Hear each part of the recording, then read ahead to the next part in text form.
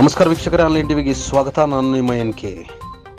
ಸರ್ಕಾರಿ ಅಭಿಯೋಜಕರ ಬದಲಾವಣೆ ಕುರಿತಾಗಿ ಗೃಹ ಸಚಿವರು ಹೇಳಿದ್ದೇನು?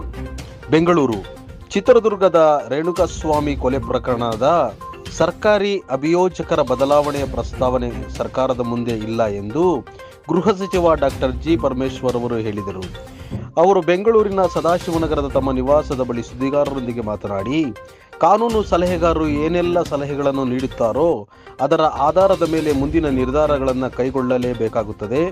ಎಲ್ಲರೂ ಸ್ಟ್ರಿಕ್ಟ್ ಆಗಿಯೇ ಇರಬೇಕಲ್ಲವೇ? ಕಾನೂನು ಬಿಟ್ಟು ಯಾರೂ ಕೆಲಸ ಮಾಡುವುದಿಲ್ಲ. ಕಾನೂನು ಪ್ರಕಾರವೇ ಪಬ್ಲಿಕ್ ಪ್ರಾಸಿಕ್ಯೂಟರ್ಗಳು ಕೆಲಸ ಮಾಡಬೇಕು.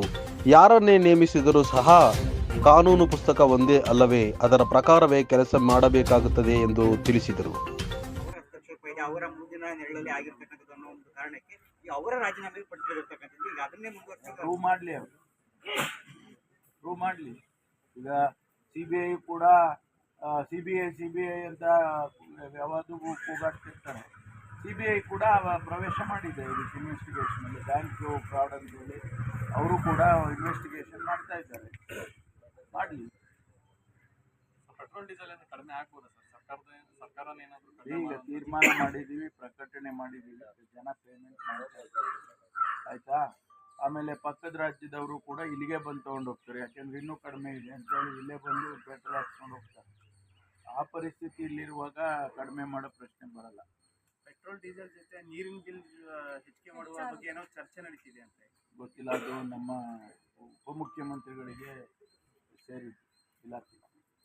ಮತ್ತಷ್ಟು ಹೊರೆ ಏರಿಕೆ ಶುರುವಾಗಿಲ್ಲ ಸರ್. ಈಗ ಬಸ್ ದರ ಏರಿಕೆಗೂ ಪ್ರಸ್ತಾವನೆ ಬಂದಿದೆ, ನೀರಿನ ದರ ಏರಿಕೆಗೂ ಪ್ರಸ್ತಾವನೆ ಬಂದಿದೆ. ನಮ್ಮದು ಪೊಲೀಸ್ ಇಲಾಖೆ, ಆಯ್ತಾ? ನೀರಿನ ದರ ಏರಿಸೋದು, ಬಸ್ ದರ ಏರಿಸೋದು ಅವ್ರವ್ರ ಇಲಾಖೆಗಳಿಗೆ ಸಂಬಂಧಪಟ್ಟಿದ್ದು.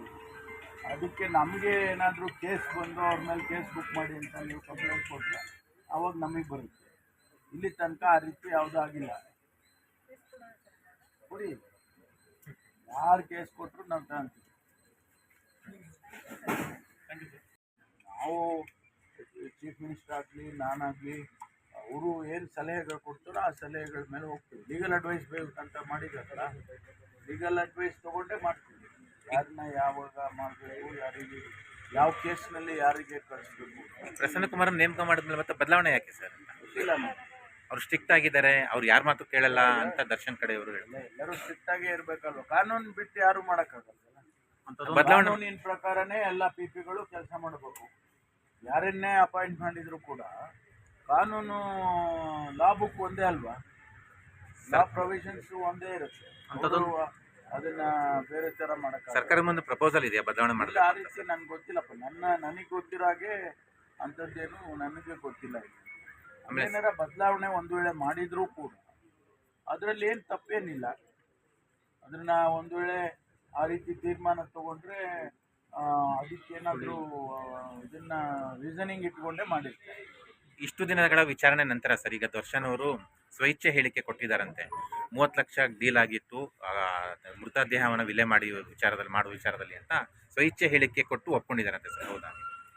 ಗೊತ್ತಿಲ್ಲ. ಅಂದ್ರೆ ಅಲ್ಲಿಗೆ ತಪ್ಪು ಒಪ್ಕೊಂಡಂಗೆ ಅಲ್ಲ ಸರ್? ಗೊತ್ತಿಲ್ಲ, ಎಲ್ಲ ಗೊತ್ತಿಲ್ಲ.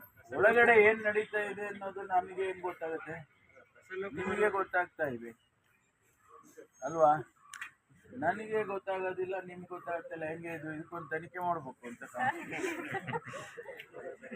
ನೇಮಕ ಆದಾಗ ಅಡ್ವೊಕೇಟ್ ವಲಯ ಎಲ್ಲ ಖುಷಿ ವ್ಯಕ್ತಪಡಿಸಿದೆ ಸರ್. ಸರ್ಕಾರ ಒಳ್ಳೆ ಡಿಸಿಷನ್ ಮಾಡಿದೆ. ತೊಂದರೆ ಇಲ್ಲ. ನಾವು ಬದಲಾವಣೆ ಮಾಡಕ್ ನಮಗೆ ಜವಾಬ್ದಾರಿ ಇದೆ. ಈ ಕೇಸನ್ನ ಯಾವುದನ್ನು ಕೂಡ ಸಡಿಲ ಮಾಡತಕ್ಕಂಥ ಯಾವುದೇ ಉದ್ದೇಶ ಸರ್ಕಾರಕ್ಕಿಲ್ಲ. ನಾವು ಯಾವುದೇ ಮುಲಾಜಿಲ್ಲದೆ, ಯಾವುದೇ ಒತ್ತಡಕ್ಕೆ ಒಳಗಾಗದೇನೆ ಈ ಕೇಸನ್ನು ನಡೆಸ್ತಾ ಇದ್ದೀವಿ. ಒಂದು ವೇಳೆ ಆ ರೀತಿ ಪಿಗಳನ್ನ ಬದಲಾವಣೆ ಮಾಡುವಂಥ ಪರಿಸ್ಥಿತಿ ಬಂದರೂ ಕೂಡ ಅದಕ್ಕೇನಾದರೂ ಒಂದು ರೀಸನಿಂಗ್ ಇರುತ್ತೆ, ಹಿಂದೆ ಮಾಡೋದಿಲ್ಲ.